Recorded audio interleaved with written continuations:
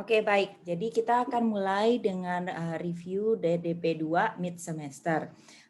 Yang sudah saya siapkan ini adalah hampir semua materi hampir ya dari awal sampai akhir.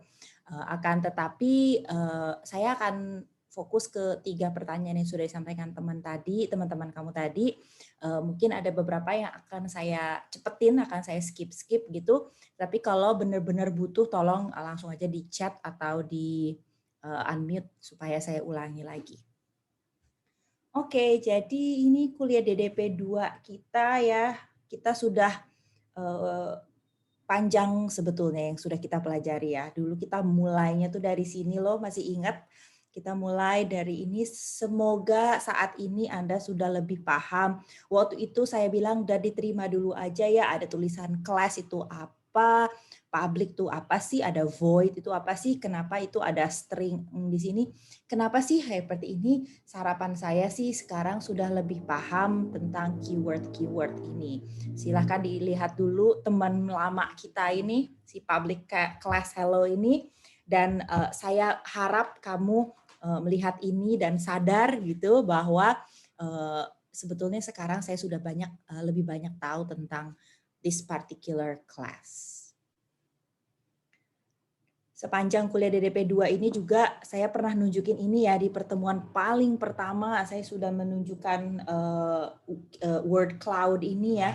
Dan seingat saya waktu itu ada yang sempat nyebut apa tuh, ada objek, ada class gitu kan, segala macam. Dan kita sudah membahas beberapa hal di sini yang harapan saya sih sudah lebih tahu ya. Kelas sudah pada hafal lah ya sekarang. Kemudian apalagi object oriented. Nah, semoga sudah lebih tahu sekarang. Gradle juga sudah dijelaskan oleh asisten ya. Harusnya kalian ngerjain TP kan udah pakai Gradle ya, pakai Git juga. Tapi ada beberapa hal yang memang kita belum bahas. Jangan khawatir. Seperti jadi teaser ya, setelah UTS kita akan masih OOP terus sampai akhir semester hampir. Dan itu ada yang nanti dinamakan generics, nanti akan ada yang dinamakan interface, abstract, dan exception.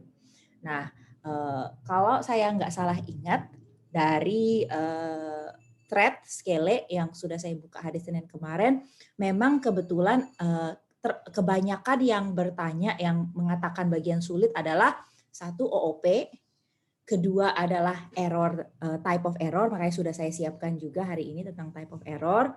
Kemudian satu lagi tentang rekursi. Nah, tentang type of error ini sebetulnya misalnya ada null exception, stack overflow exception.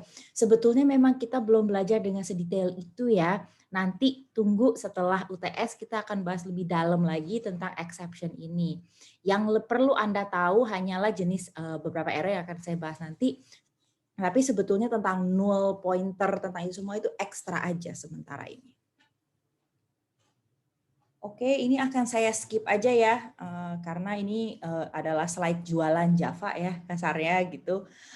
Jadi semoga Anda sudah lebih paham from practice, enggak dari teori dari saya, tetapi dari mengerjakan lab, dari mengerjakan TP, Anda sudah sadar bahwa Java itu basically object oriented karena program tersimpel sekalipun itu satu kelas. Sebetulnya itu dimodelkan sebagai satu objek atau sebagai satu kelas.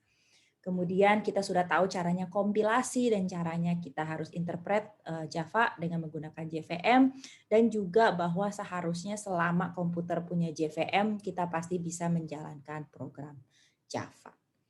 Ini mungkin kesannya tidak terlalu penting ya, cuman ada baiknya Anda mengetahui ini tidak hanya untuk ujian, tetapi juga untuk mengerti dasarnya Java itu sendiri. Kalau kita ingat, tadi paling depan saya sudah kasih lihat teman kita itu si public class hello ya, tadi depan ya saya kasih nama ya. Ini saya kasih nama public class welcome. Dan kita sudah tahu ada beberapa bagian-bagian yang ada dari Java. Nah, ini saya nggak bahas dengan terlalu detail ya. Saya rasa Anda semua sudah paham. Sekarang sih udah tahu kelas itu apa sih Bu? Udah tahu itu karena memodelkan satu buah objek. Kemudian setelah itu kita punya method-method, tidak hanya main. Main itu yang paling pertama dipanggil ya ketika kita eksekusi program Java, tetapi kita bisa punya method banyak banget. Dan statement-statementnya juga banyak, kita sudah pelajari berbagai jenisnya, ada yang print-print, ada yang deklarasi variabel, ada if, ada else, segala macam itu kita sudah pelajari di kelas. Semoga Anda sudah lebih familiar dengan sintaksnya. Nah, ini saya pesan sponsor ya dari asisten juga, dari tim dosen lainnya juga, untuk mengingat lagi tentang programming style, tentang best practice penulisan code dan juga dokumentasi. Kenapa saya saya tekankan ini? Karena ini nggak akan bikin program kamu nggak jalan. Misalnya ada yang mau nulis tanpa kurung kurawal, if else-nya boleh saja. Nggak akan bikin program kamu nggak jalan. Akan tetapi mari kita latihan ya, mumpung masih di awal, masih di dasar-dasar pemrograman. Mari kita latihan, nanti saya kalau nanti di kuliah lanjutan seperti SDA atau pemrograman fungsional dan lain sebagainya, nantinya DDP yang akan ditegur kalau misalkan ada habit-habit mahasiswa yang kurang baik kebiasaan menulis code-nya. Jadi kebetulan untuk Java ada beberapa hal, silakan dilihat di sini. Saya rasa saya berusaha di setiap menunjukkan contoh sudah mengikuti programming style yang mudah dibaca. Oke, ini adalah pertanyaan pertama yang tadi muncul ya dari Zeta ya. Dan saya agak nggak inget ya, to be honest, waktu di kelas sync dulu, apakah saya jelaskan dengan satu-satu, dengan detail. Harusnya sepertinya saya coding live deh harusnya seingat saya. Nah, ini yang perlu Anda tahu ada 3 jenis error.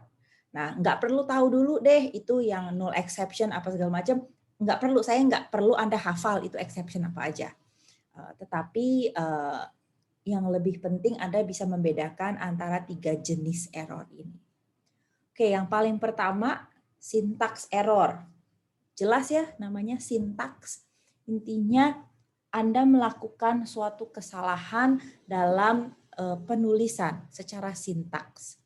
Contohnya di sini ada yang nangkep nggak kesalahannya di mana? Kayaknya ini contoh yang saya pakai deh. Waktu itu. Saya masih punya nggak ya code-nya di sini? Demo.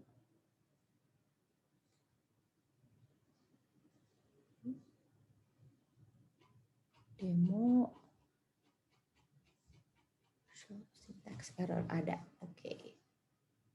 Saya akan tunjukkan ya.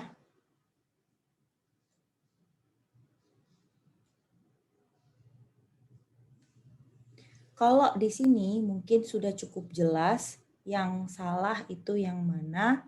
Saya akan tunjukkan langsung. Tidak adanya kutip penutup string literal. Jadi kalau string kan harus diapit ya. Kita juga sudah belajar.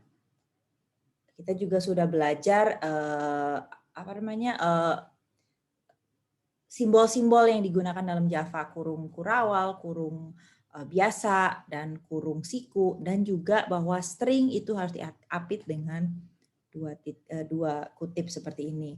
Tentunya jelas ini adalah sesuatu yang salah ya, jadi tidak akan membuat itu. Selain itu ada tulisan, ada chat nih dari Bagas, ada error juga, public static. Ini nggak ada void-nya katanya di sini ya, maksud Bagas ya. Ini juga tidak ada void-nya di sini. Ada lagi nggak nih salahnya? Tunjukkan nih. Jadi kutip yang ini satu, kemudian tidak ada void-nya. Saya kalau seandainya saya mengkompilasinya, saya coba compile.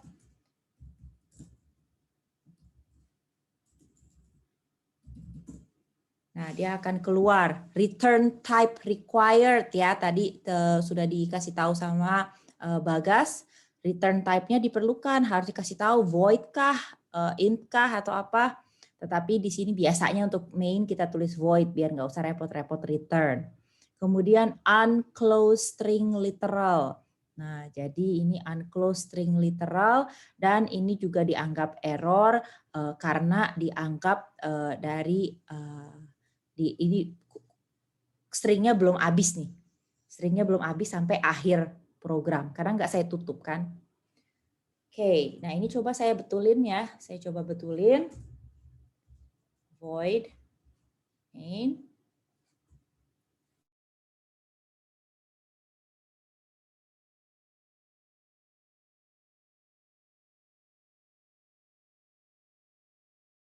Lupa return value, itu juga sering terjadi. Kedua, Java itu kan case sensitive ya. Jadi ada kesalahan yang cukup sering muncul, yaitu string ini string kecil, S kecil. Dan ini juga tentunya akan salah, karena string kecil itu tidak defined. Sedangkan kalau string besar adalah objek bawaan Java, yaitu dari kelas string. Ini adalah salah satu kesalahan yang sering muncul.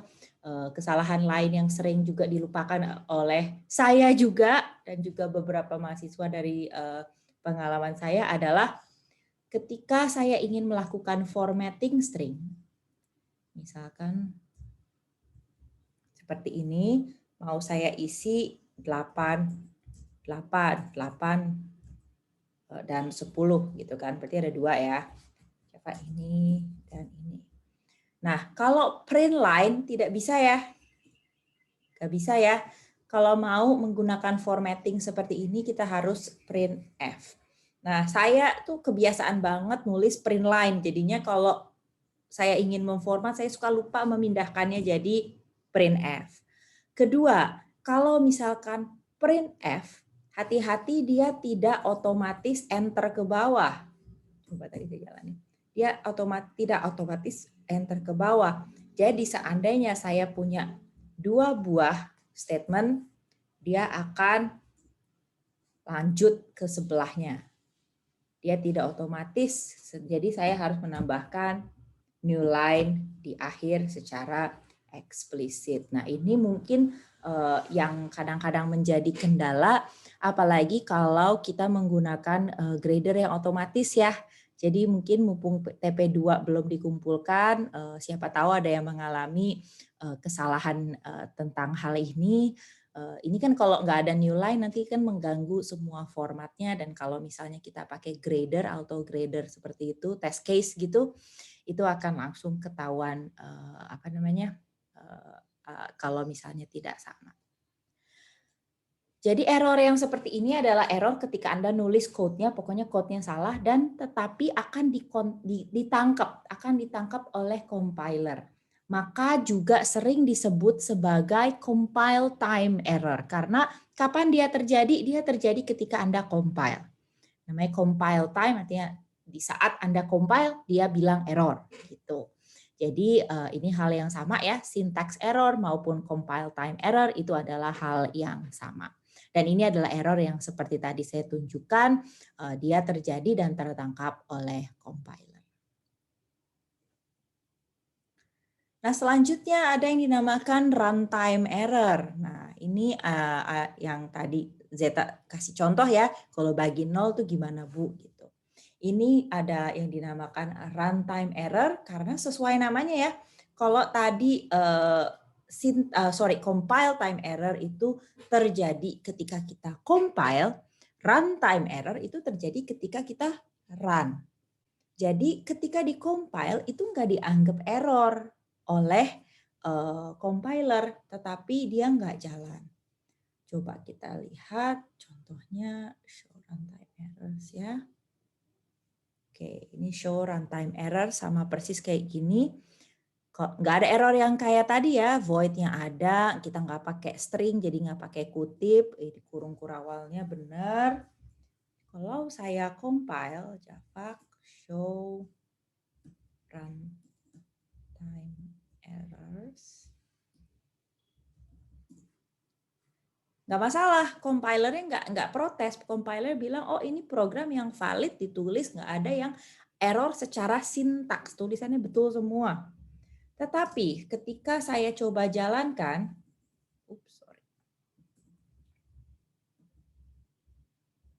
Ketika saya coba jalankan, dia langsung exception, langsung error, dia nggak mau jalan. Kenapa dia nggak jalan? Karena ada pembagian dengan 0. Saya kurang tahu sih kalian sekarang ambil kalkulus tuh di semester berapa ya. Tetapi pembagian dengan 0 kan tidak didefinisikan secara matematis. Jadi Java kan di belakangnya nih, JVM di belakang kan menjalankan proses statement matematis ini nih, 1 dibagi 0.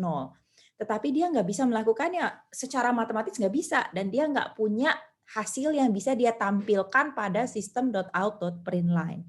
Sehingga ketika dijalankan, dia langsung error, ada yang dinamakan arithmetic exception. Anda nggak perlu pikirin dulu, nggak perlu hafalin dulu. Karena secara arithmetic, secara matematik, dia nggak bisa mengerjakan statement ini. Tetapi kalau di-compile, nggak masalah.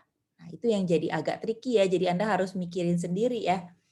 Jadi ini runtime error yang terjadi adalah dia bisa compile, tetapi ketika Anda jalankan, dia nggak mau karena sesuatu. Ini ada beberapa hal yang bisa terjadi ya, pembagian dari 0, segala macam arithmetic exception juga bisa terjadi di sini. Nah, yang paling terakhir ini yang paling susah, yaitu logic error. Kalau Anda lihat di sini, secara program kita lagi mau melakukan konversi dari Celsius ke Fahrenheit. 35 derajat Celsius ke Fahrenheit. Di sini nggak ada typo ya, nggak ada kesalahan ketik ya. Ini string literalnya ketutup dengan benar, void-nya juga ada, kurung kurawalnya semua berpasangan, ini dengan ini dengan ini, oke. Sepertinya tidak ada sintaks yang salah, sintaksnya oke. Ketika dijalankan, ini juga akan jalan.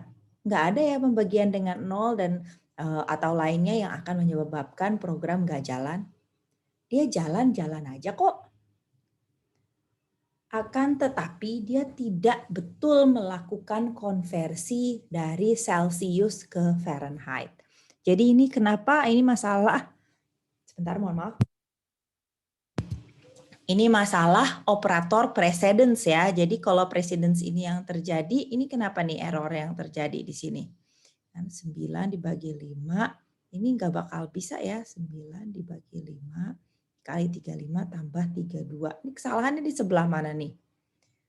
9 bagi 5 kali 35 tambah 32. Ini kenapa salah? Benar nggak sih? Apa jangan-jangan benar? Konversi. Ini masalahnya saya bukan ini ya, bukan dosen fisika, jadi mohon maaf kalau saya juga nggak hafal konversi suhu ya, mohon maaf ya. 9/5-nya ya yang error. Kenapa tuh? Apakah dia akan rounded? Itu jadi 1 bukan pecahan. Oh, oke. Kalau kata kalau kata Bagas 9/5-nya itu tidak jadi pecahan. Oh iya benar, tadi kan outputnya apa? Outputnya nggak ada komanya ya, nggak masuk akal kan? Oh, padahal seharusnya yang kita lakukan adalah 35 dibagi 5 dulu, baru dikali 9 kalau kita mau dapat konversi yang benar. Sedangkan karena pembagian yang terjadi dulu 9 dibagi 5, kita cuma dapat 1, bukan dapat 1, dosen kalkulus juga, 1,8 yang seharusnya kita dapat. Jadi kita kehilangan presisi ya, kita kehilangan presisi.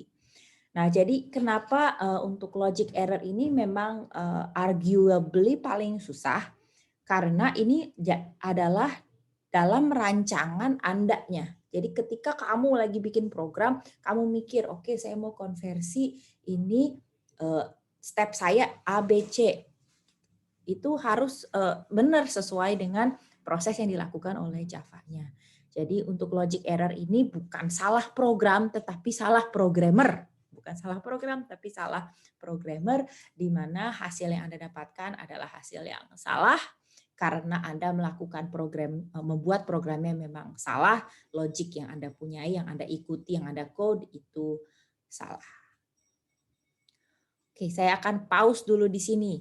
Apakah ada pertanyaan, terutama Zeta yang tadi menanyakan tentang jenis-jenis error? Silakan, untuk yang lain juga kalau ada. Sudah paham sih Bu. Tapi kalau ada nggak sih Bu, kayak kalau ini kan yang di Flatbed Zero itu maksudnya runtime error ya Bu. Nah, ada nggak? Divide by zero ya? Iya Bu, ada nggak misalkan error lain lagi tapi tetap masuknya ke runtime error gitu? Tahu nggak Zeta membaca pikiran saya? Ketika saya menawarkan pertanyaan tadi, saya langsung Google nih Java runtime error examples gitu.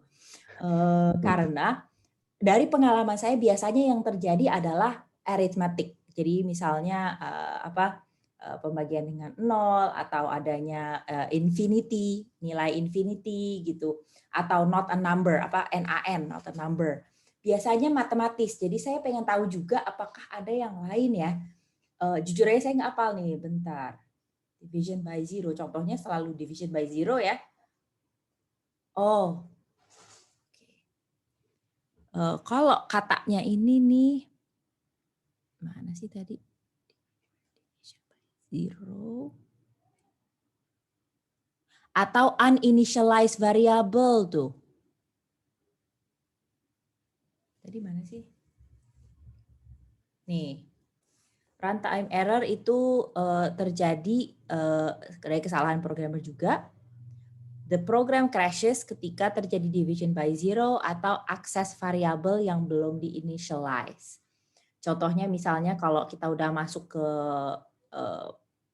OOP gitu, dan kita membuat objek yang memuat reference variable. Reference variable kan defaultnya 0 ya. Nah, jadi dia akan punya nilai yaitu 0. Dia akan terinisialisasi jadi 0. Tetapi coba kalau kamu berusaha mengaksesnya di titik lain, mungkin dia akan menunjukkan error. Jadi kalau dari tautan tadi sih, katanya sih cuma 2 ya contoh yang ada, yaitu bagi dengan 0, akses variabel yang belum diinisialisasi. Yap, itu dia. Ada lagi nggak ya contoh runtime errors? Ini dokumen, jangan deh panjang, PDF tuh, panjang banget tuh. Oh, array, index out of bounds. Ada beberapa jenis nih di sini nih. Input mismatch, input mismatch itu ketika scannermu minta suatu jenis tapi dikasihnya yang beda nih oleh user gitu. Itu terjadi ketika runtime. Oh ya, itu juga terjadi ketika runtime karena misalnya kamu pakai next in gitu kan.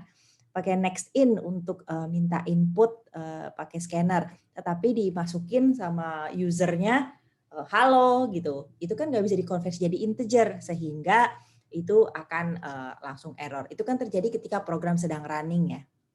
Itu salah satu contoh lainnya juga. Null pointer kayak tadi contoh saya bilang, null pointer dan juga.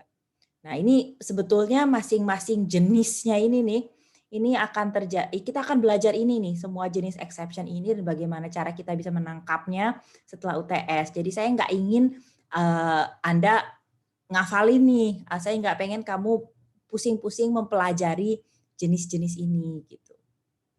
Tapi poinnya seperti ini, banyak contohnya nih ternyata di sini nih. Ini mana link yang mana nih? Ketika Anda nyari Java Runtime Error Examples, dia yang keberapa nih? 1, 2, 3, 4 dari atas. Ada PDF yang ngasih beberapa contoh-contoh runtime errors. Gitu ya. Sorry Zeta, saya juga ini kok nanya Mbah Google. Oke Bu, terima kasih banyak Bu. Oke. Mungkin yang lain sebelum kita lanjutkan yang punyanya tentang error dulu. Oke, belum ada, benar.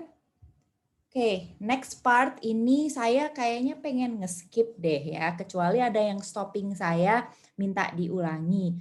Karena Anda ingat bab selanjutnya apa setelah Intro to Java? Elementary Programming ya. Dan saya yakin Anda sudah, dan ini satu-satunya cara Anda bisa belajar elementary programming dengan baik adalah dengan cara latihan. Jadi kerjakanlah replit untuk latihan, kerjakanlah lab tiap minggu, dan juga kerjakanlah TP. Satu-satunya cara untuk Anda terbiasa dengan segala macam hal ada di bab ini nih, elementary Java, hanya dari latihan. Saya bisa berbusa-busa ngasih tahu berulang-ulang, tetapi Anda nggak akan ingat kalau Anda nggak nyoba sendiri. Jadi rangkuman sangat-sangat singkat tentang ini adalah bahwa waktu kita belajar basics, ada beberapa hal yang kita pelajari. Ini di kiri listnya, di kanan adalah contohnya. Kemudian ada beberapa hal tentang operator, dan hal-hal baru di Java, yaitu increment dan decrement operator. Ingat yang ini. Dan juga ada, ini kesimpan ya ini saya ya. Kaget itu siapa? Dan juga ini augmented assignment. Jadi augmented assignment itu sama, cuma nyingkat aja sih sebetulnya. Intinya misalnya I plus sama dengan 8 itu kan sama dengan I sama dengan I plus 8 plus 8. Mempersingkat penulisan program aja. Sedangkan untuk increment decrement Anda ingat kalau yang plus plus var dia ngeplus dulu baru menggunakan var-nya untuk whatever. Kalau var plus plus itu sebaliknya dia menggunakan variabel untuk sesuatu baru dia naikkan nilainya by one, cuma nambah satu ya kalau plus plus dan min min itu nambahin satu atau mengurangi satu. Kemudian kita juga belajar tentang typecasting, bagaimana caranya kita bisa memindahkan antara tipe data dari double ke int dan seterusnya. Contohnya ya biasanya numerik, dan kita ingin mendapatkan range yang paling besar. Kalau mau kita bisa menggunakan double. Nah, kita juga udah belajar nanti ya di paling akhir ketika kita sudah belajar objects, ternyata kita tahu bahwa ini reference variable di sini. Ini primitive variable nih yang ini. Sebetulnya kita punya reference variable yang bentuknya objek yang bisa kita pakai untuk merepresentasikan bilangan. Seperti big integer dan big decimal itu bisa digunakan untuk merepresentasikan nilai yang jauh lebih besar yang dapat daripada yang bisa direpresentasikan oleh primitive variable. Kita punya flow control ya, control flow ya, yaitu ada if else, multi-way if else. Khusus multi-way if else ini bermanfaat karena di Java kita punya ekuivalennya yaitu switch. Nah, di switch ini kita mulai mempelajari keyword break yang akan memberhentikan apapun flow yang sedang terjadi. Jadi kalau di hal ini dia lagi jalanin switch, ketika kita ketemu break, dia akan keluar dari switch karena saat itu lagi ngejalanin switch ya. Dia akan keluar dari switch dan tidak menjalankan apapun yang ada di bawah. Lalu kita belajar beberapa kelas-kelas dari Java. Nah, waktu itu kita cuma pakai aja ya. Sekarang Anda semoga lebih paham maksudnya kelas di sini adalah kelas objek yang dimodelkan oleh Java. Jadi ini udah dibikinin sama Java beberapa kelas yang sering dipakai, yaitu math, yaitu string, yaitu satu lagi karakter. Kenapa ke-skip sama saya ya? Sorry, ke-skip sama saya satu hal, yaitu math, ada string, satu lagi harusnya ada karakter. Maaf kelewat sama saya satu slide.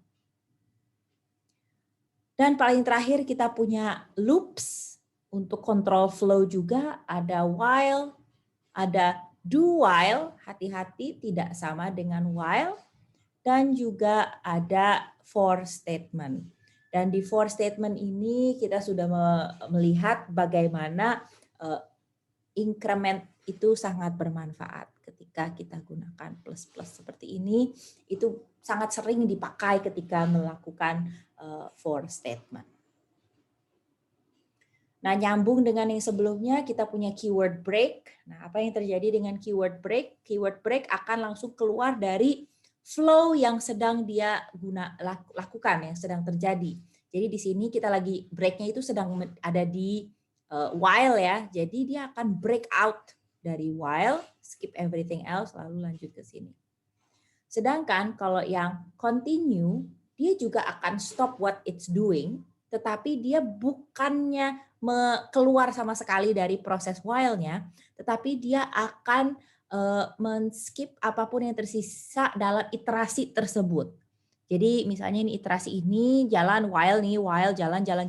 Ketika memenuhi if number sama dengan ini, dia akan skip over ke bawah dan dia nyambung ke kurung kurawal ini. Artinya dia akan masuk lagi ke while untuk iterasi selanjutnya.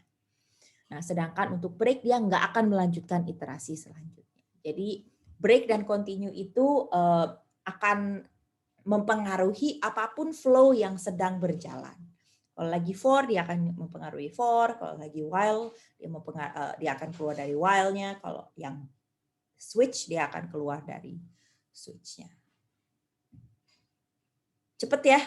Tadi saya kebut tuh tentang yang elementary Java programming, padahal waktu pertama kali kita belajar sampai 3 pertemuan kita belajar elementary Java programming. Saya pause dulu sampai di sini. Tadi saya kebut karena saya pikir Anda harus latihan, nggak bisa belajar banyak di kelas. Tapi kalau ada pertanyaan tentang yang barusan, elementary Java programming, saya persilakan.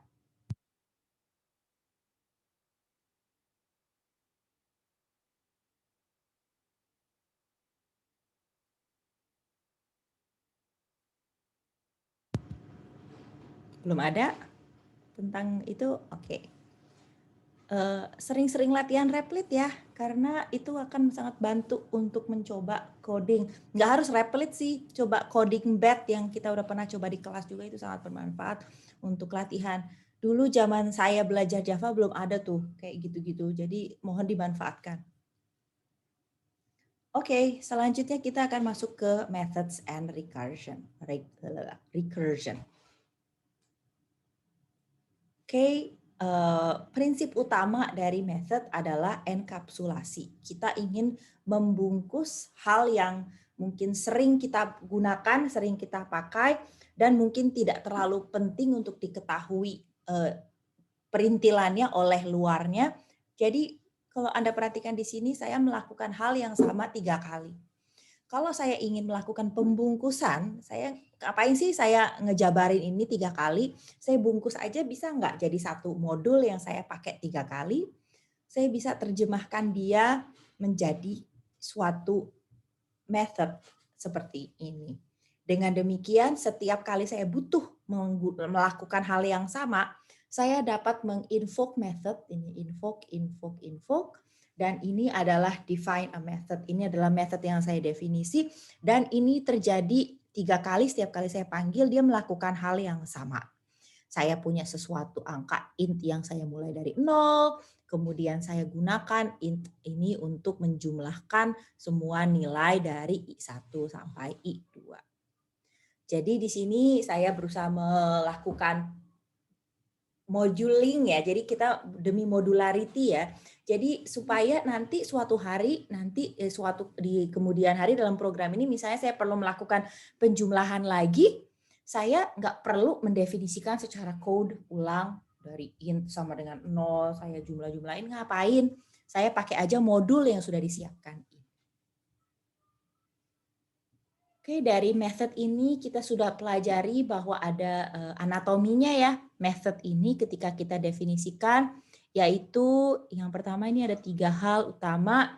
Modifier, kita udah belajar ya di OOP, untungnya waktu itu kita belum belajar ya tentang, waktu pertama kali belajar method kita belum belajar tentang modifier ini, sekarang kita sudah tahu tentang modifier. Public dan static adalah modifier, visibility modifier dan juga static modifier yang sudah kita belajar di OOP. Kemudian ada return type, return value type. Jadi int-nya ke, double-nya ke, apa yang dikembalikan oleh method ini. Nah, ini yang katanya yang salah satu hal yang menjadi point of ini ya, mungkin sulit, mungkin jadi wow juga, karena kalau di Python nggak perlu mendeklarasikan return type-nya duluan. Sedangkan kalau di Java kita harus eksplisit bilang ke compiler dari awal, ini akan mengembalikan return type apa. Kemudian kita ada method signature. Nah, perhatiin, method signature ini adalah terdiri dari 2 bagian lagi, yaitu method name dan juga parameter list.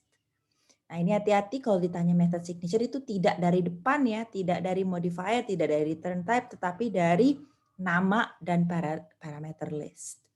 Ini pengaruh karena ketika kita lakukan overloading, yang kita ubah adalah parameter list-nya. Method name-nya tidak berubah dan nggak bisa merubah yang ada di depan. Merubah modifier atau merubah value type itu tidak membuat method overloading. Yang membuat method overloading adalah perubahan parameter list. Ini kemarin ada ya soalnya di kuis ya, semoga semuanya ingat.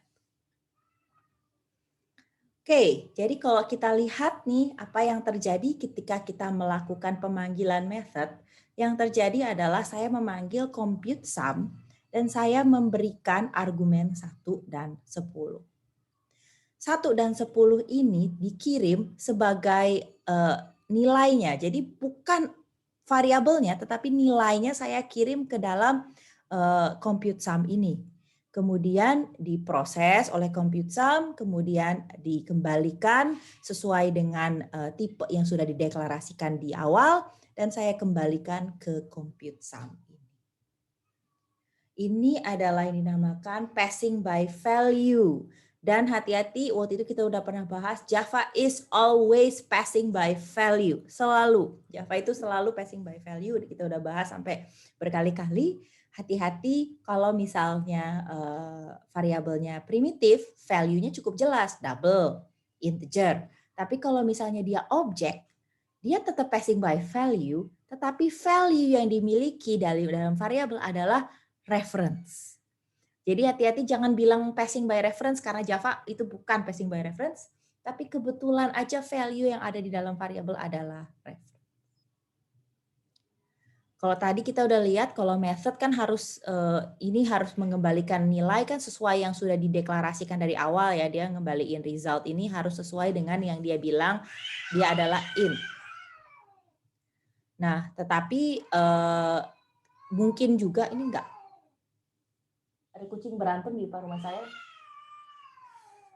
Jadi ada di sini nggak pas juga nih lokasinya. Mungkin kalau sempat saya coba perbaiki dulu sebentar.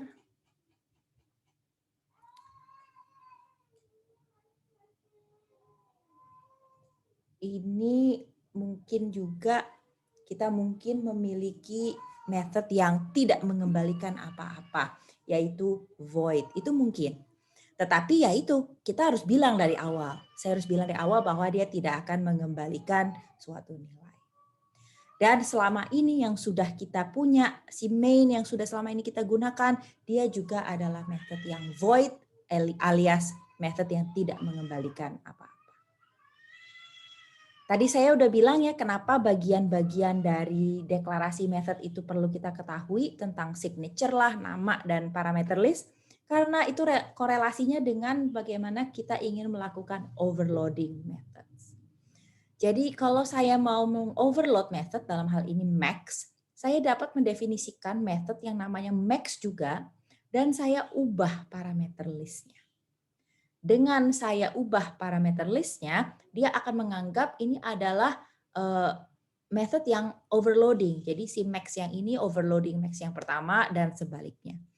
Setiap ada invokasinya di sini misalnya ada max gini, ketika dipanggil di main, compiler akan mencari dulu dia itu nyambungnya ke method yang mana berdasarkan signature-nya, yaitu nama dan parameter list akan dia cocokkan. Di sini juga yang dapat dilakukan adalah mengganti data type, jadi merubah juga parameter listnya ya.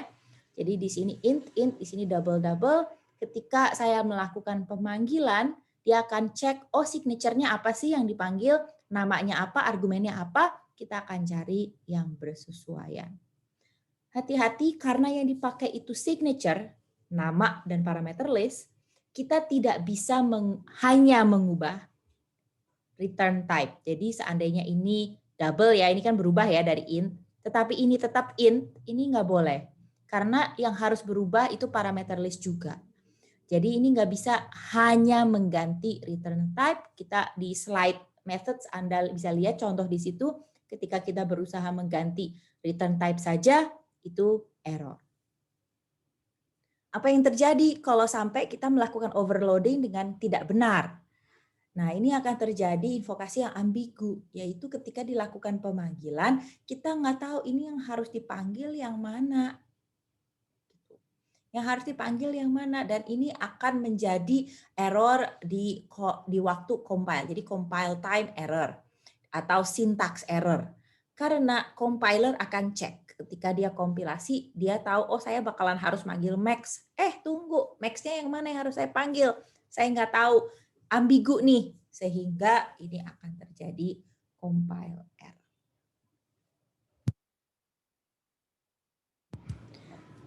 Oke, jadi si methods ini bermanfaat sekali untuk melakukan penyingkatan, meningkatkan enkapsulasi, meningkatkan modularity, sehingga pieces ini modul-modul nih, metode pieces dari puzzle-nya bisa kita pakai berulang-ulang setiap kali kita butuh.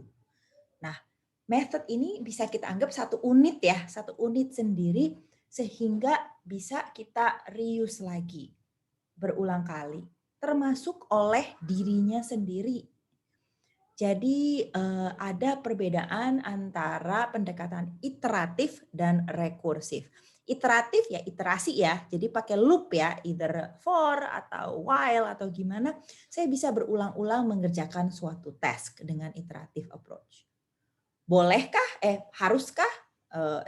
Bolehkah? Boleh, maksud saya. Boleh.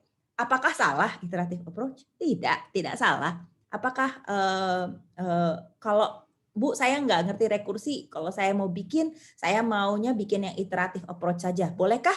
Ya, technically boleh-boleh saja.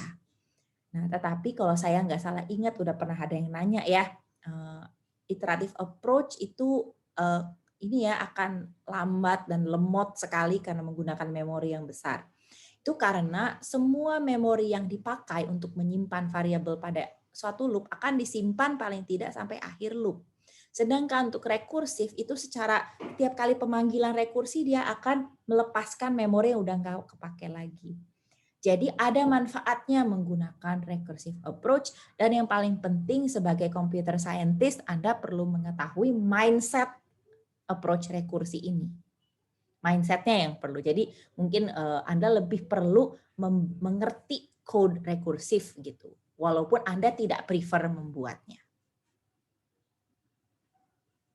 Sebenarnya slide rekursi cuma 2, yaitu prinsipalnya apa? Kita perlu punya base case dan kita harus punya recursive case atau pemanggilan rekursi.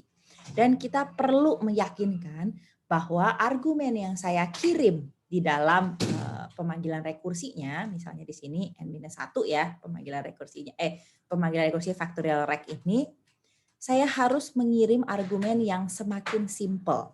Jadi jangan sampai saya menjauhi base case saya sama dengan 0, saya harus mendekati menjadi 0 itu. Dan ini dinamakan recursive case. Berikutnya saya akan gunakan contoh dan mungkin insya Allah ini akan nyambung ya dengan pertanyaan Bagas tadi. Jadi saya punya suatu method rekursif seperti ini. Apa output dari CD2, 5, dan HBD? Nah, outputnya seperti di kanan ini ya. Dia adalah outputnya adalah HBD 1, 2, 3, 4, 5. Ini terjadi karena coba dilihat ini saya manggil rekursi dulu, baru saya ngeprint. Artinya saya akan buat stack-nya dulu. Ingat ya waktu itu ketika kita lihat slide rekursi ada animasi stack-nya ya. Ketika saya manggil rekursi, saya naruh dulu stack-nya. Saya akan build dulu stack-nya, baru saya akan ngeprint. Itu yang terjadi. Note bahwa call stack itu bersifat LIFO atau last in first out. Jadi kalau saya berusaha membedah code ini ya, apa yang akan terjadi? Kita lihat. Pertama, saya misalnya masuk dengan nilai 5. Kita masuk dengan nilai 5 di sini. Ini HBD. Apa yang terjadi pertama? Ini stack saya ya. Maaf ya, saya pakai mouse nih, saya belum nyiapin pen saya.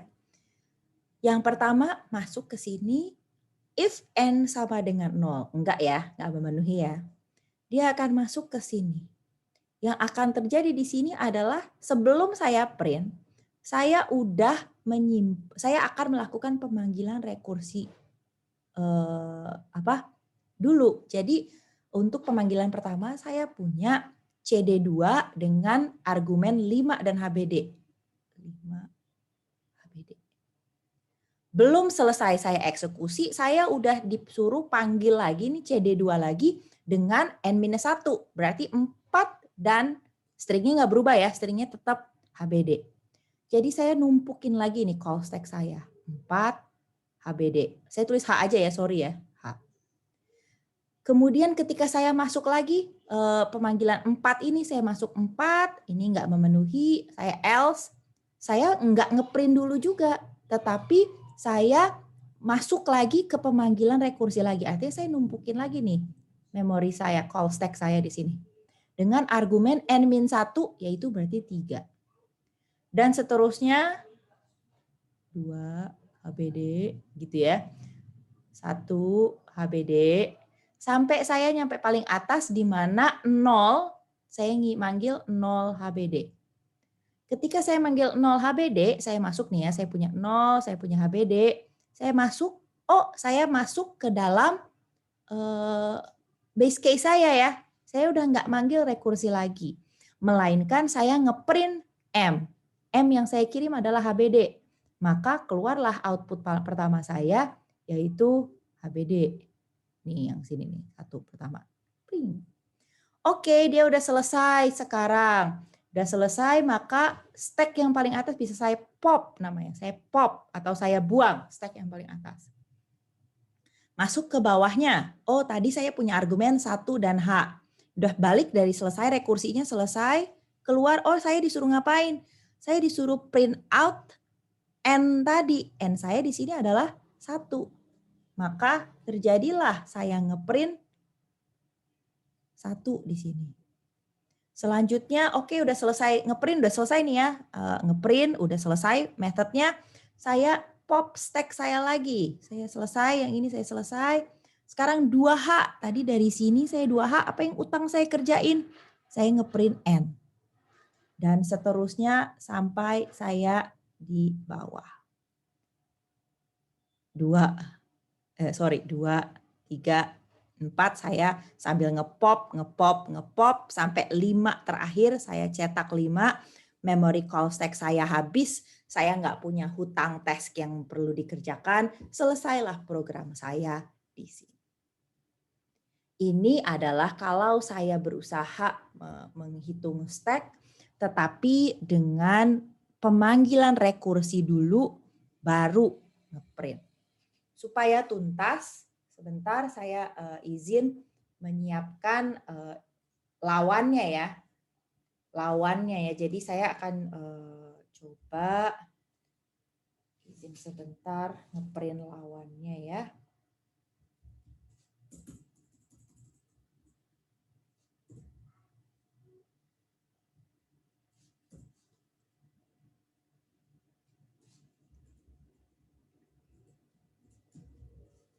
Oke. Semoga ini sudah jelas. Oke, ini lawannya ya. Ini lawannya. Sorry, indentasi saya nggak benar nih. Ini bukan praktek yang benar nih. Saya coba betulin dulu. Gak pas. Ya, begitulah. Nah, kalau di sini lawan yang terjadi ya. Kalau sebelumnya kita memanggil rekursi dulu, sekarang saya ngeprint rekursi dulu.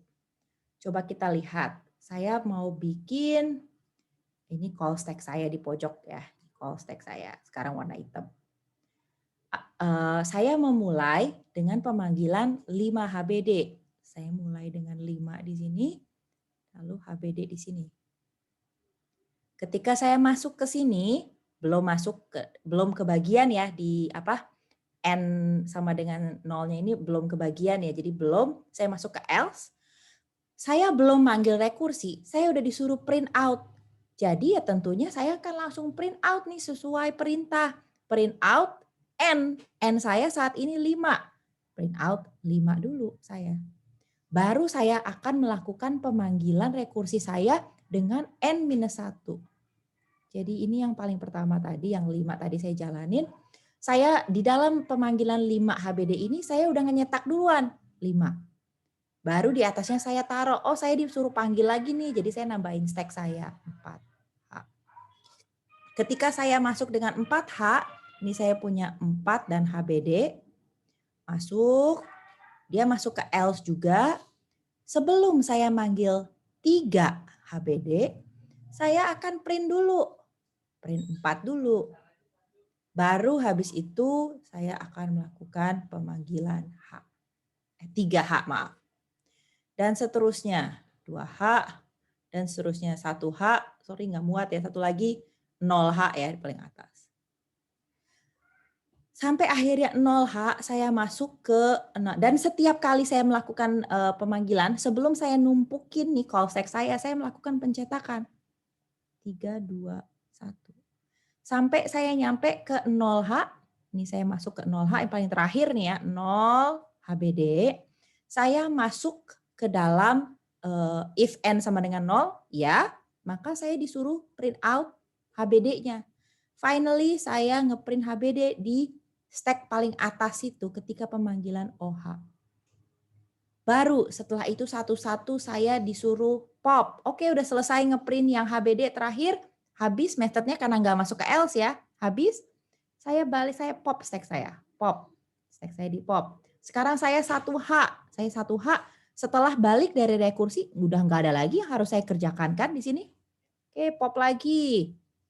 Selesai dari sini 2H, nggak ada lagi yang saya kerjain, nggak ngeprint lagi. Dan seterusnya sampai habis. Dan tidak ada pencetakan lagi sampai akhir. Ini yang menentukan perbedaan antara urutan printout ya. Di sini beda ya printout yang terjadi. HBD 1, 2, 3, maaf ini HBD-nya pakai tanda seru ya. Sorry, biar kita nggak ada salahnya.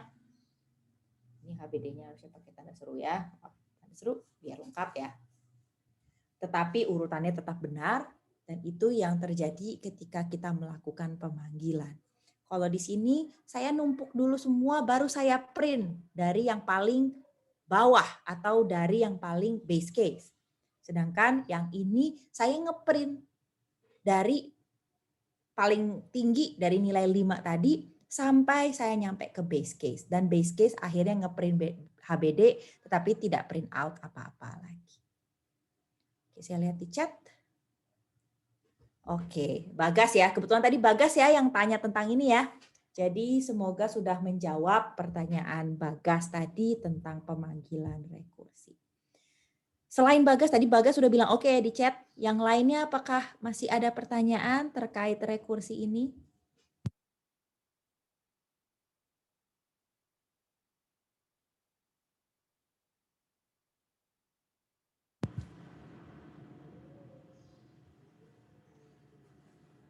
Saya tunggu dulu deh bentar, 1 menit gitu kalau ada pertanyaan.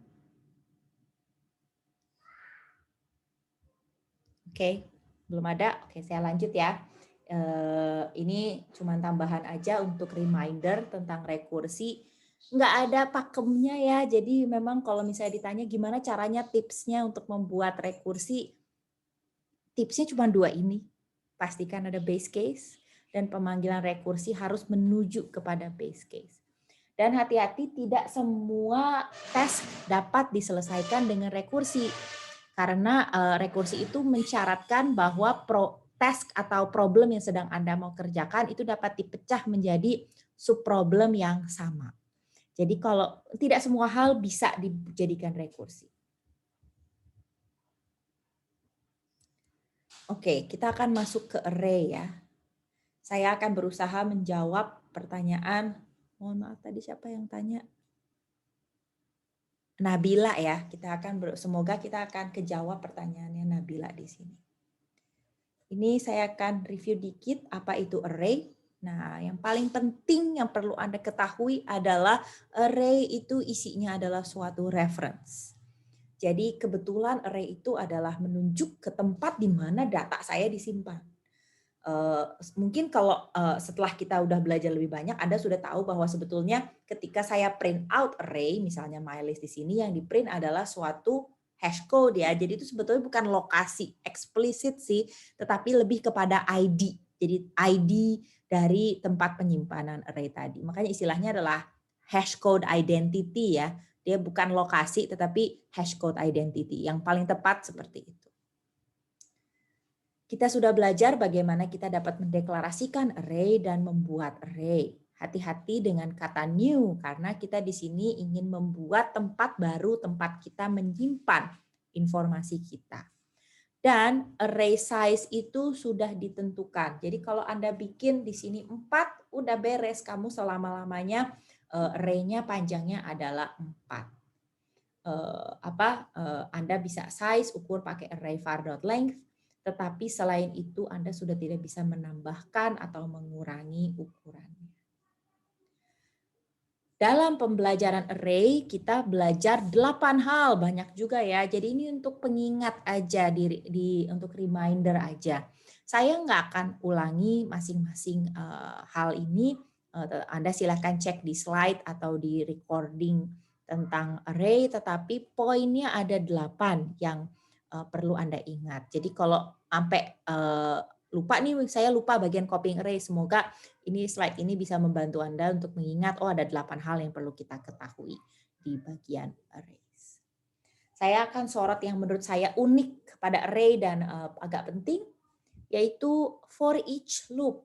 Nah, perhatikan sintaksnya untuk for each loop. Kita sudah belajar untuk setiap elemen di dalam myInt. Hati-hati kalau kita pakai for each loop, kita nggak lagi membawa informasi indeks. Jadi kalau di sini kan ketika saya lakukan print out, di dalam loop for ini, saya memiliki informasi I. Saya punya informasi, saya sedang membicarakan yang ada di indeks 0. Saya sedang membicarakan elemen yang ada di indeks 1. Sedangkan dalam model for each loop, ini tuh saya nggak perlu, saya nggak punya di dalam kurung kurawal ini, di dalam sini saya tuh nggak punya informasi. Ketika saya nge-print out elemen, misalnya 1, saya tuh nggak tahu kalau dia ada di lokasi sini. Saya nggak tahu dia ada di indeks 1. Jadi hati-hati ketika penggunaan for each loop, ini tidak kita miliki informasi indeks ketika dalam loopnya maksud saya. Jadi itu perlu diperhatikan task mana yang cocok digunakan for each loop dan mana yang lebih cocok menggunakan for yang biasa. Oh, ini nyambung dengan yang tadi ya. Tadi saya bilang ketika kita mempunyai primitive type int, double, kita sudah jelas. Yang saya kirim ketika saya panggil method adalah nilainya, value-nya. Jadi int x sama dengan 10, saya kirim nilai 10. Saya tidak mengirim x tersebut itu sendiri. Ketika saya ngubah parameter di dalam method, di dalam pemanggilan method, saya nggak akan mempengaruhi value variable is asli yang x sama dengan 10 tadi. Tetapi untuk suatu parameter jenis array, tetap pass by value ya, karena tadi saya udah bilang Java mau ngotot banget saya namanya pass by value. Tetapi value parameternya, kalau kita lihat di gambar paling depan ini, parameternya sendiri itu isinya adalah reference. Dia nggak bawa informasi di kanan ini, secara eksplisit dalam variabelnya. Melainkan variabelnya mengandung reference terhadap tempat penyimpanan informasinya.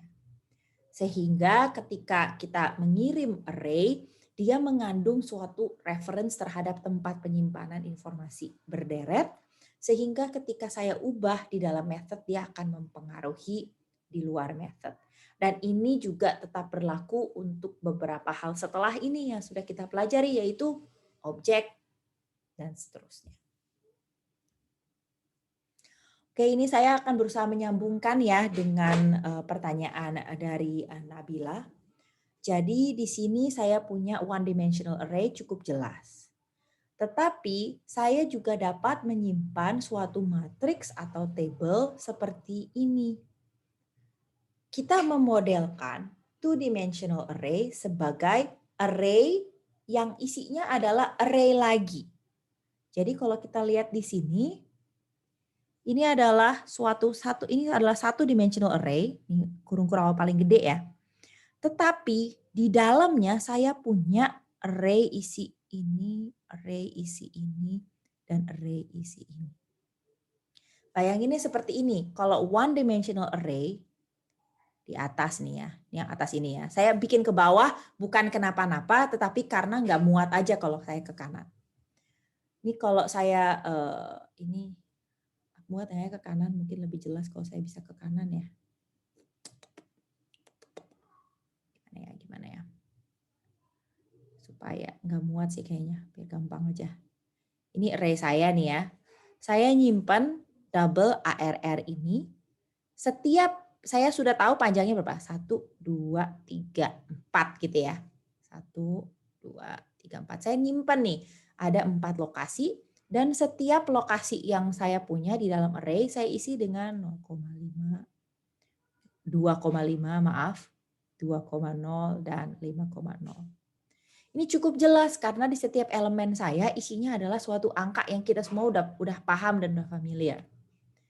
Sedangkan di sini yang saya punya, ini adalah array saya nih ya. Ini saya punya array. Saya tahu panjangnya 1, 2, 3. 1, 2, 3. Tetapi di dalam sini, ini adalah array satu pertama saya nih ya, yang gini deh, kok bisa nggak ya saya pakai color code ya, biar gampang ya. Pakai ini. Untuk kurung kurawal yang ini, dan ini yang gede, yang luar, ini adalah array saya yang luar, array utama saya. 1 dimensi kok, panjangnya 3. Tetapi ketika saya lihat di dalam array 1 dimensi yang saya deklarasikan ini, isinya tidak jelas langsung 0,5. Tetapi isinya adalah array lagi. Jadi di dalam sini, saya tuh punya array lagi. Isinya barulah 0,5, 2,5, dan seterusnya. Capek ya nulisnya, maaf ya. Terus elemen berikutnya, saya lihat elemen berikutnya yang ini nih. Oh, jangan pakai warna merah.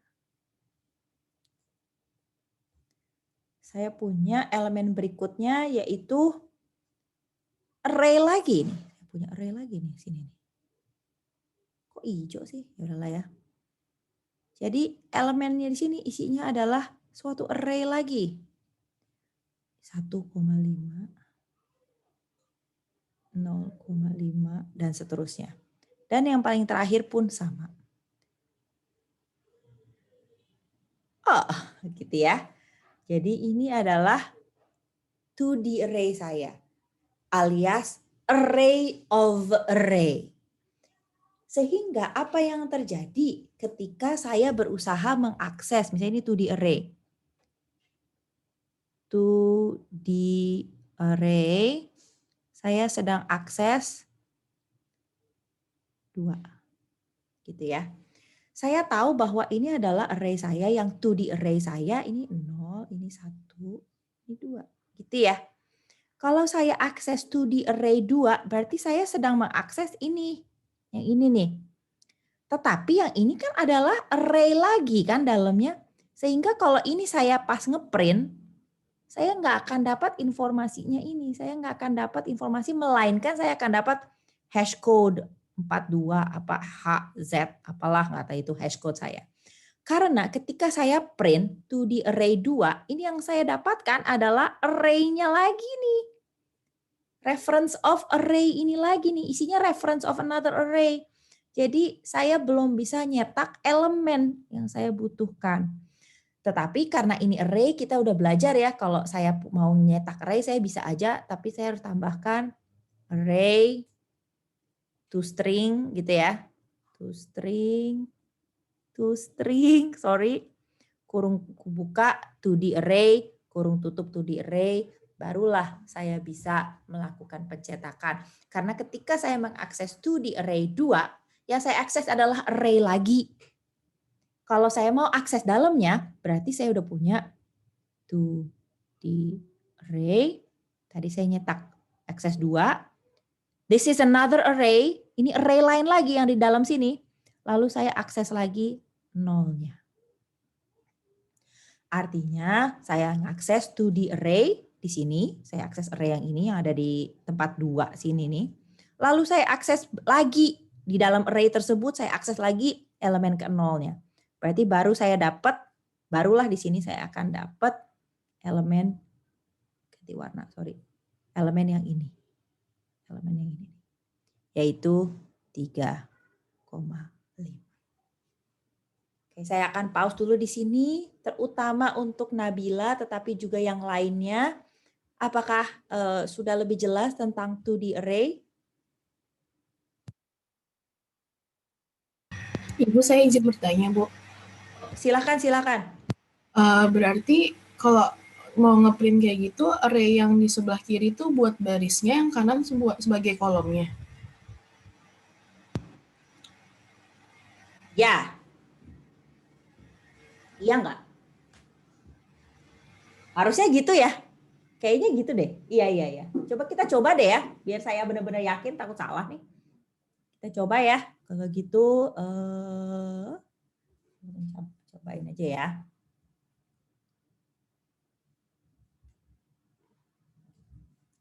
Sorry, biar nggak lama, saya buka aja ya slide array-nya dulu ya. Biar nggak terlalu lama. Saya buka array-nya dulu.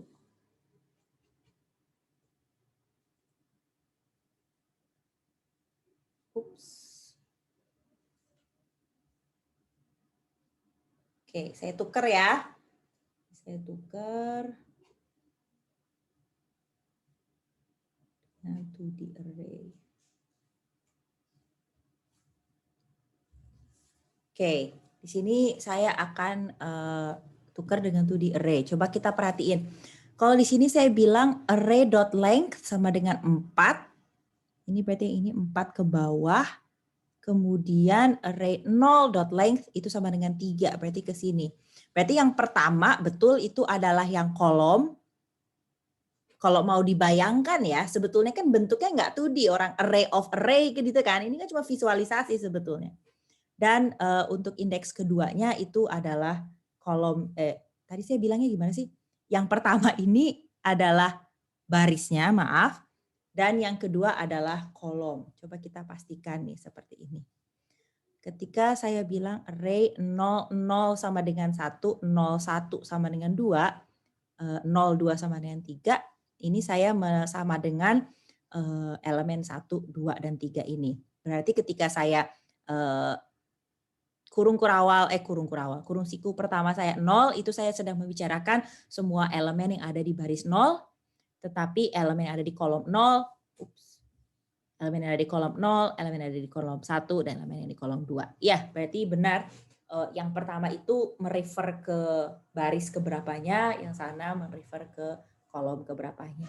Tapi tolong diingat bahwa ini karena array of array, sebetulnya isinya adalah array pertama itu isinya adalah reference ke array kalau kita mau jadi teknis. Ini hanya visualisasi kurang lebih seperti itu.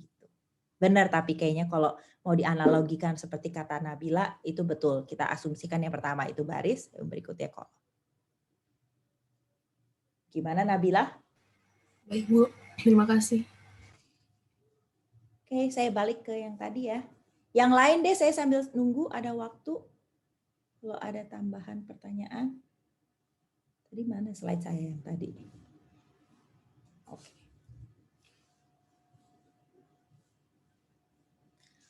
Oke, sambil nunggu pertanyaan, saya lanjut ke slide terakhir tentang array. Ini sama persis, tetapi kita masuk ke satu kedalaman lagi ya. Jadi saya punya array of array of array. Jadi ini bahkan saya ngegambarnya agak bingung ya. Karena ini kan misalnya saya punya array satu, di dalamnya ini ada array lagi gitu kan ya. Di dalamnya lagi ini ada array lagi. Kayak gitu. Bayangannya seperti itu kurang lebih. Tapi kalau mau kamu visualisasikan mungkin baris, lalu kolom, lalu ke belakang. Kan kayak kubus ya, 3D array seperti itu. Ya, dan kenapa kita stop di 3D array? Karena lebih dari 4 dimensi tidak bisa dibayangkan ya oleh manusia dalam dunia 3D ini. Dan sepertinya paling banyak representasi di digital, data digital itu sampai dengan 3D.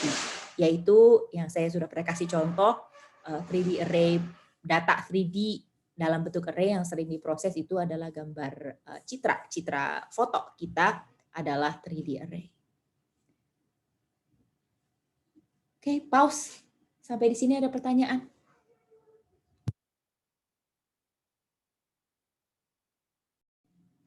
Oke, saya nggak akan terlalu detail ya. Nanti di akhir kuliah ini, slide review ini akan saya upload juga untuk menjadi panduan belajar.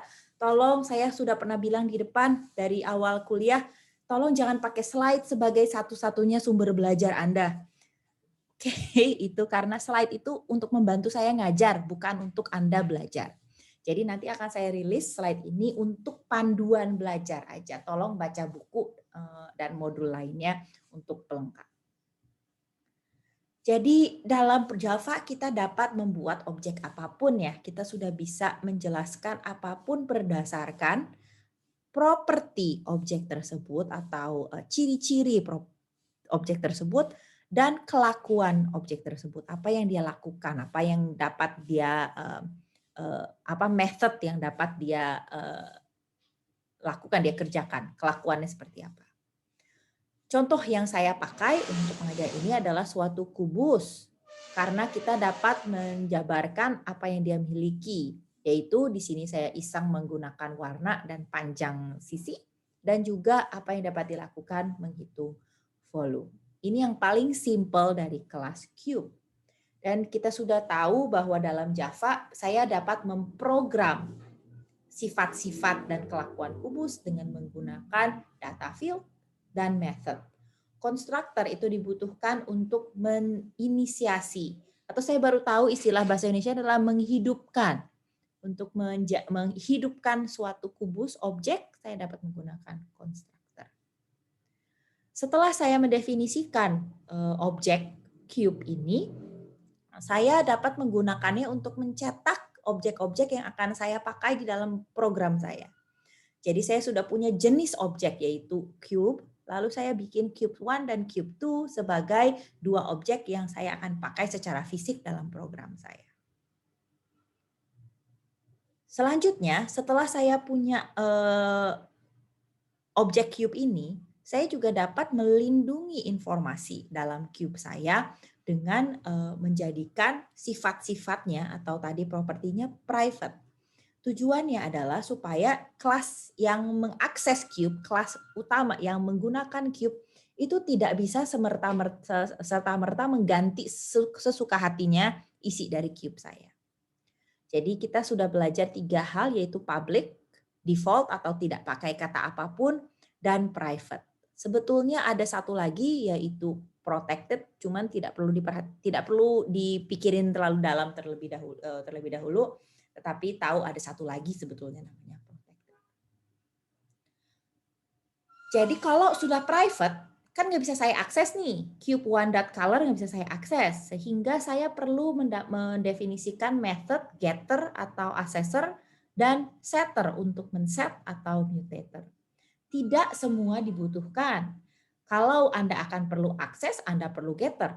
Kalau Anda akan perlu update, maka Anda perlu setter. Tetapi tidak selalu harus ada semuanya. Jika mau, saya biasanya memulai dengan getter untuk setiap data field dan setter untuk setiap data field. Jika nggak kepake, bisa dihapus. Kecuali Anda punya concern privacy, dibuat dulu aja semuanya, semua getter dan semua setter untuk semua data field yang ada. Nggak ada salahnya. Tetapi ini karena program kita bukan program yang besar dan yang menggunakan data betulan, Anda dapat kalau emang bingung nih perlu atau enggak, lebih baik dibikin aja dulu semuanya, lalu bisa dihapus seperlunya. Kemudian kita punya juga yang dinamakan static and non-static. Nah, kalau static artinya saya bisa panggil dari kelasnya sendiri. Jadi misalnya saya bisa akses cube.something kalau static. Tetapi kalau tidak, saya harus, kalau bukan static atau non-static, kebanyakan defaultnya non ya, saya perlu membuat objek dulu, baru bisa akses method tersebut. Jadi saya dapat mendefinisikan static method dan static variable pada objek saya. Yang berbeda adalah static variable itu miliknya kelas. Artinya ini milik cube ya, kelas cube nih. Jadi apapun yang saya buat, saya bikin cube 1, cube 2, cube 3, cube 4, banyak kubus-kubus objek yang saya buat dalam program, nggak peduli berapapun banyak itu, si static variable itu milik semuanya. Karena milik kelas yang menjadi blueprint-nya. Jadi ini nggak bisa static variable itu di-share ya, dibagi-bagi untuk semua objek di kelas. Sedangkan yang bukan static atau instance variable itu milik kubus 1, kubus 2, kubus 3 dan kubus 4. Punyanya kubus 4 akan beda dengan kubus 3 kalau dia instance variable. Demikian pula dengan methods-nya. Nah, ini udah pernah kita lihat tadi di array ya. Kalau objek itu kalau belum diinisiasi, belum ada value-nya, dia bernilai 0. 0 itu adalah suatu value khusus di Java ya. Karena intinya nothing, nggak ada. Jadi Anda juga dapat menggunakannya untuk menghapus variabel yang udah nggak diperlukan lagi. Ada beberapa method penting yang mungkin Anda akan perlu implement di dalam pembuatan kelas, yaitu equals, karena Anda dapat mendefinisikan sesuka Anda sebetulnya. Kamu bisa anggap kalau sama itu seperti apa, asalkan didefinisikan dalam method equals. Selain itu ada toString, tapi kok saya nggak copy ya. Sorry, kekurangan satu ya. Harusnya ada toString nih ya. Jadi supaya ketika dicetak, saya sistem auto print line objek, saya dapat mencetak sesuatu. Mohon maaf, itu kelupaan satu slide tentang toString. Ini sebetulnya pengulangan ya tentang yang tadi di array, jadi saya akan skip aja bagian yang ini. Nah, kita sudah bisa mendefinisikan kelas dengan tujuan membungkus informasi tentang objek-objek. Nah, sekarang kalau saya udah punya objeknya, kita sudah lihat ini sebagai satu kesatuan. Di dalam program, saya bisa punya lebih dari satu objek. Objek ini saling berinteraksi dong, saling berinteraksi dan saling mengagregasi. Nah, agregasi itu menunjukkan ketika, biasanya ditulis sebagai data field, jadi ketika satu objek memiliki objek lain sebagai data field-nya. Jadi di dalam hal ini saya tahu di aggregating kelas saya student dia memiliki name dan address. Name dan address ini adalah data field yang merupakan objek lain lagi yang saya definisikan dalam program saya, yaitu name dan address. Banyak yang bilang bingung apa sih bedanya aggregation dan composition. Emang bingung, saya juga bingung. Bahkan banyak banget buku yang tidak membedakannya.